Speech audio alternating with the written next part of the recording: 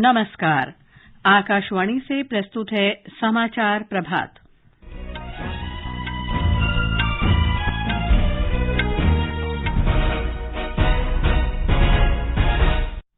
प्रधानमंत्री नरेंद्र मोदी आज दिल्ली के प्रगति मैदान में अखिल भारतीय शिक्षा समागम का शुभारंभ करेंगे।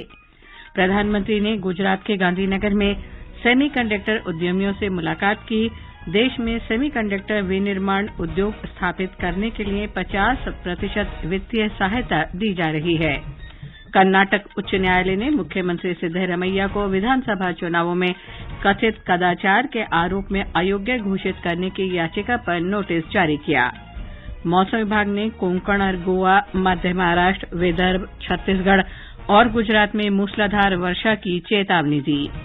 और जापान ओपन बैडमिंटन के पुरुष सिंगल्स सेमीफाइनल में लक्ष्य सेन का मुकाबला इंडोनेशिया के जोनाथन क्रिस्टी से होगा।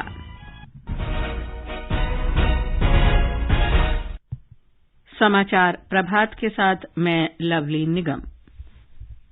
प्रधानमंत्री नरेंद्र मोदी आज दिल्ली के प्रगति मैदान में अखिल भारतीय शिक्षा समागम का उद्घाटन करेंगे।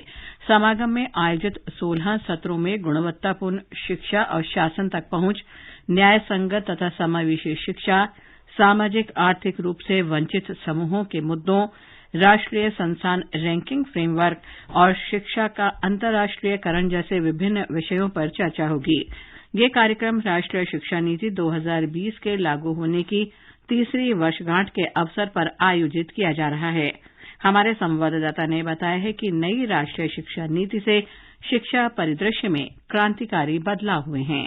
प्रधानमंत्री के विजन से निर्देशित राष्ट्रीय शिक्षा नीति युवाओं को प्रोत्साहन देने और उन्हें अमृतकाल में देश का नेतृत्व करने के योग्य बनाए जाने के उद्देश्य से शुरू की गई थी। इसका उद्देश्य युवाओं को बुनियादी मानवीय मूल्यों से जुड़ाव के साथ भविष्य की चुनौतियों से निपटने के लिए तैयार करना है। अपनी 3 वर्षों की यात्रा के दौरान यह शिक्षा नीति प्राथमिक स्तर से लेकर उच्च शिक्षण संस्थाओं के साथ साथ कौशल शिक्षा के क्षेत्र में भी क्रांतिकारी बदलाव लेकर आया है। 2 दिनों तक चलने वाले इस कार्यक्रम में शिक्षाविदों, नीति निर्माताओं, उद्योग जगत के प्रतिनिधियों, शिक्षकों और विद्यार्थियों के लिए राष्ट्रीय शिक्षा नीति के बारे में विचार प्रस्तुत करने का मंच उपलब्ध कराएगा। दीपेंद्र कुमार, आकाशवाणी समाचार, दिल्ली। श्री मोदी प्रधानमंत्री school for rising India PM Shri योजना के अंतर्गत निधि की पहली किस्त भी जारी करेंगे। पीएम श्री स्कूलों में शिक्षा प्रदान करने का एक आधुनिक, परिवर्तनकारी और समग्र तरीका होगा। योजना के अंतर्गत स्कूलों को और सुदृढ़ कर देश भर में 14,500 से अधिक पीएम श्री स्कूल खोले जाने का प्रावधान है। प्रधानमंत्री 12 भारतीय भाषाओं में अनुदित शिक्षा और कौशल पाठ्यक्रमों की पुस्तकों का विमोचन भी करेंगे। शिक्षा मंत्री धर्मेंद्र प्रधान ने कहा है कि सरकार ने 3 से 8 वर्ष के बच्चों को औपचारिक शिक्षा प्रणाली में शामिल करने की योजना बनाई है। आकाशवाणी समाचार से विशेष साक्षात्कार में उन्होंने कहा कि नई शिक्षा नीति के बाद ये सिफारिश की गई थी। पहला 3 साल में कोई किताब नहीं रहेगा, लेकिन कुछ कंटेंट रहेगा। स्टोरी टेलिंग होगा, गीत होगा, डांस होगा, खेल होगा, कम्युनिकेशन स्किल्स बढ़ेंगे, न्यूमेरेसी के बारे में, गणित के बारे में भी ज्ञान बढ़ेगा। ये राष्ट्रीय शिक्षा नीति की पहला सबसे बड़ा उपलब्धि है। दूसरा सबसे बड़ा उपलब्धि में भारतीय भाषा के अंदर पढ़ाने की माहौल बनाना। तीसरी एक प्रमुख उपलब्धि है नेशनल रिसर्च फाउंडेशन की कानून ले आना। इसी मानसून सेशन में एनआरएफ जैसे एक प्रोग्रेसिव और फ्यूचरिस्टिक पॉलिसी भारत सरकार बनाने का काम पूरा कर देगी। श्री प्रधान ने कहा कि ऑस्ट्रेलिया के 2 विदेशी विश्वविद्यालय भारत में अपने परिसर खोलेंगे। इस वर्ष सितंबर में इन परिसरों का उद्घाटन किया जाएगा। उन्होंने कहा कि इस संबंध में विश्वविद्यालय अनुदान आयोग यूजीसी नए नियम बनाएगा और शीघ्र ही विदेशी विश्वविद्यालय भारत में अपने परिसर खोल सकेंगे। खेल मंत्री अनुराग सिंह ठाकुर ने खेल और शारीरिक गतिविधियों को शिक्षा से जोड़ने के लिए राष्ट्रीय शिक्षा नीति की सराहना की है। उन्होंने कहा कि शिक्षा और खेल मंत्रालय प्रत्येक विद्यार्थी के जीवन में खेल और शिक्षा को बढ़ावा देने के लिए पिछले कुछ वर्षों से मिलकर काम कर रहे हैं। सेमिकॉन इंडिया सम्मेलन से अलग प्रधानमंत्री नरेंद्र मोदी ने कल गांधीनगर में वैश्विक सेमीकंडक्टर दिग्गज माइक्रोन टेक्नोलॉजी और फॉक्सकॉन के प्रमुखों से मुलाकात की। बैठक में माइक्रोन टेक्नोलॉजी के मुख्य कार्यकारी अधिकारी और अध्यक्ष संजय मेहरोत्रा ने भारत में सेमीकंडक्टर विनिर्माण पारिस्थितिकी तंत्र को मजबूत करने के लिए माइक्रोन टेक्नोलॉजी की योजनाओं पर चर्चा की। श्री मोदी ने फॉक्सकॉन के चेयरमैन यंग ल्यूई से भी मुलाकात की और भारत में सेमीकंडक्टर तथा चिप विनिर्माण क्षमता को और बढ़ाने की फॉक्सकॉन की योजनाओं का स्वागत किया। सेमीकंडक्टर पारिस्थितिकी तंत्र बनाने के लिए भारत की प्रतिबद्धता को दोहराते हुए प्रधानमंत्री ने कहा कि सरकार उन प्रौद्योगिकी जगत के दिग्गजों को 50% वित्तीय सहायता दे रही है जो देश में सेमीकंडक्टर विनिर्माण स्थापित करना चाहते हैं।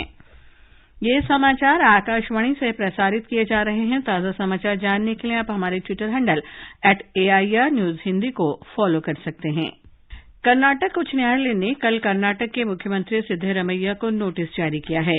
राज्य में हाल ही में संपन्न विधानसभा चुनावों में वरुणा विधानसभा निर्वाचन क्षेत्र से एक मतदाता द्वारा मुख्यमंत्री के चुनाव को रद्द करने के लिए दायर की गई याचिका पर यह नोटिस जारी किया गया है।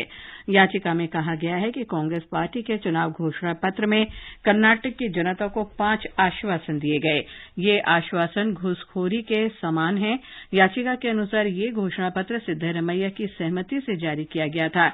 ये आश्वासन मतदाताओं को वोट करने के लिए प्रेरित करता था। भाजपा के वरिष्ठ नेता गृहमंत्री अमित शाह ने कल तमिलनाडु के रामनाथपुरम जिले में तमिलनाडु पार्टी अध्यक्ष अन्नामलाई की एन मन एन मक्कल मेरी भूमि मेरे लोग पदयात्रा को रवाना किया। अगले वर्ष लोकसभा चुनावों के लिए पार्टी की तैयारियों में ये पदयात्रा महत्वपूर्ण है। ये पदयात्रा तमिलनाडु के सभी 234 निर्वाचन क्षेत्रों में जाएगी और 168 दिन तक जारी रहेगी। राजस्थान के जयपुर में आज शाम G20 के आधिकारिक संपर्क समूह सिविल 20 शिखर सम्मेलन की शुरुआत होगी। इस 3 दिवसीय शिखर सम्मेलन में 700 से अधिक प्रतिनिधि के शामिल होने की आशा है। अम्मा के नाम से जानी माने वाली आध्यात्मिक गुरु अमृतानंदमयी देवी इस शिखर सम्मेलन की अध्यक्षता करेंगे। उद्घाटन समारोह में रक्षा मंत्री राजनाथ सिंह भी उपस्थित रहेंगे। 3 दिन चलने वाले शिखर सम्मेलन के 5 सत्रों में विभिन्न विषयों पर विस्तृत चर्चा होगी। मौसम विभाग ने कहा है कि मध्य भारत में वर्षा जारी रहेगी। आज कोंकण और गोवा, मध्य महाराष्ट्र के घाट क्षेत्रों, विदर्भ, छत्तीसगढ़, गुजरात में अलग अलग स्थानों पर बहुत तेज वर्षा होगी। मौसम विभाग ने आज से बिहार, झारखंड, गांगे, पश्चिम बंगाल, ओडिशा सहित पूर्वी भारत में और तेज वर्षा होने का अनुमान व्यक्त किया है। अगले 5 दिन पूर्वोत्तर राज्यों में तेज से बहुत तेज वर्षा होगी। असम में केंद्र सरकार के 7 सदस्यों वाली एक उच्चस्तरीय अंतर मंत्रालयी दल ने बाढ़ से हुए नुकसान का आकलन करने के लिए विभिन्न जिलों का दौरा किया। गृह मंत्रालय के संयुक्त सचिव CG रजनीकांतन की अध्यक्षता वाली टीम ने प्रभावित जिलों में आजीविका और संपत्ति की क्षति और इससे हुए नुकसान पर चर्चा की। नई दिल्ली के प्रगति मैदान में 27वां दिल्ली पुस्तक मेला आज से शुरू होगा। मेले की थीम राष्ट्र निर्माण में पुस्तकें हैं।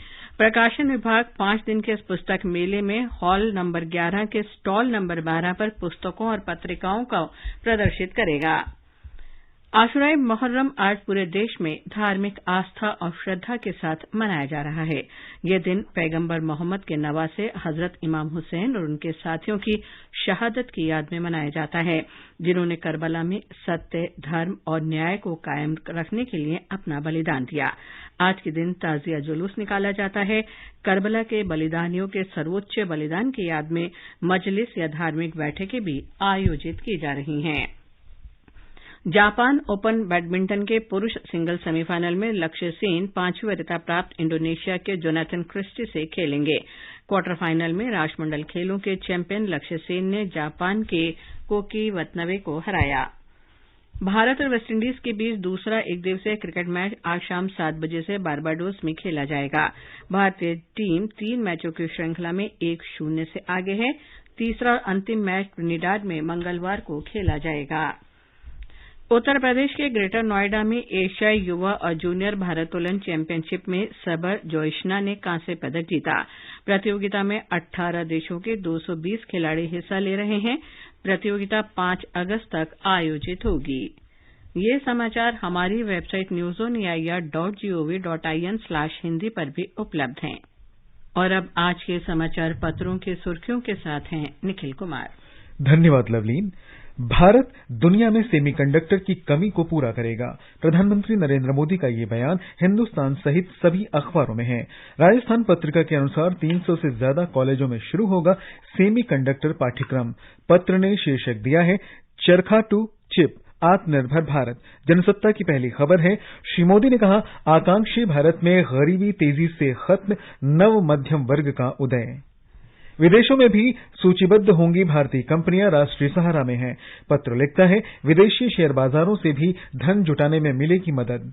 मच्छरों का लार्वा पाया गया तो अब होगा दोगुना चालान, दिल्ली सरकार का ये फैसला नवभारत टाइम्स में है। पत्र के अनुसार जल्द ही कंट्रोल रूम भी शुरू होगा। दिल्ली एनसीआर सहित पूरे उत्तर भारत में फैल रहे आई फ्लू का कारण दैनिक जागरण ने एडिनो वायरस के संक्रमण को बताते हुए लिखा है कि एम्स के डॉक्टरों द्वारा मरीजों की कल्चर जांच में सामने आई है ये बात। इस बार जुलाई को मिलेगा सबसे गर्म महीने का वैश्विक तमगा। दैनिक ट्रिब्यून ने इसे प्रमुखता से देते हुए लिखा है कि भारत के ज्यादातर इलाकों में जुलाई में खूब बारिश के कारण मौसम ने भले ही ना तपाया हो, लेकिन संयुक्त राष्ट्र की मौसम से संबंधित एजेंसी का मानना है कि इस वर्ष जुलाई सबसे गर्म महीने के तौर पर रिकॉर्ड होगा।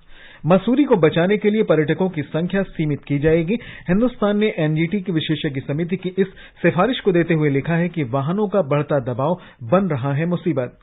दैनिक जागरण की विशेष खबर है संसाधनों और सुरक्षा पर दिया ध्यान तो बढ़ा बाघों का कुनबा। पत्र के अनुसार वर्ष 2014 के बाद से पीलीभीत के जंगल में बदल रहा है ये आंकड़ा, सुखद अनुभूति कराता है। राजस्थान पत्रिका को लगता है पर्यटन से पहले इकोसिस्टम बचाने के लिए जरूरी है बाघ संरक्षण और इस दिशा में किए जा रहे प्रयासों का असर दिखने लगा है।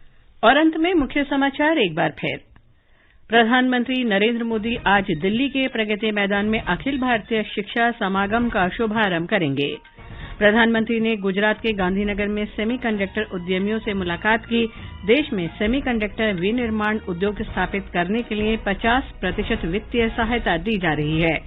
कर्नाटक उच्च न्यायालय ने मुख्यमंत्री सिद्धरमैया को विधानसभा चुनावों में कथित कदाचार के आरोप में अयोग्य घोषित करने की याचिका पर नोटिस जारी किया। मौसम विभाग ने कोंकण और गोवा, मध्य महाराष्ट्र, विदर्भ, छत्तीसगढ़ और गुजरात में मूसलाधार वर्षा की चेतावनी जारी की। और जापान ओपन बैडमिंटन के पुरुष सिंगल सेमीफाइनल में लक्ष्य सेन का मुकाबला इंडोनेशिया के जोनाथन क्रिस्टी से होगा। इसके साथ ही समाचार प्रभात का अंक समाप्त हुआ। नमस्कार।